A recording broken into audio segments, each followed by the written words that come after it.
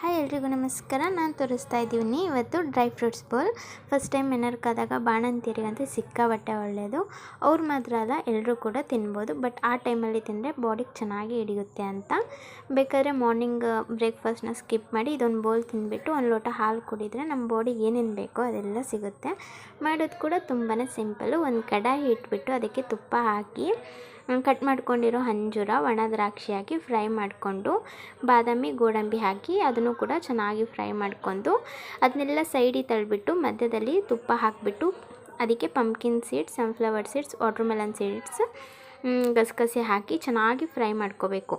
ಕೊನೆಯಲ್ಲಿ dry coconut, ಸ್ವಲ್ಪ ಏಲಕ್ಕಿ ಪುಡಿ ಹಾಕ್ಕೊಂಡು ಚೆನ್ನಾಗಿ ಹೊಂದ್ಕೊಳ್ಳೋಗೆ ಸಣ್ಣ ಉರಿಯಲ್ಲೇ ಫ್ರೈ ಮಾಡಿದರೆ, ಮಿಕ್ಸ್ ಮಾಡಿದರೆ ರೆಡಿ.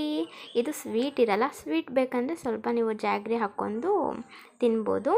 ಹೇರ್ ಕೂಡ ಶೈನಿ ಬರುತ್ತೆ, ಸ್ಕಿನ್ ಕೂಡ ಗ್ಲೋ ಬರುತ್ತೆ. ನೀವು ಕೂಡ ಟ್ರೈ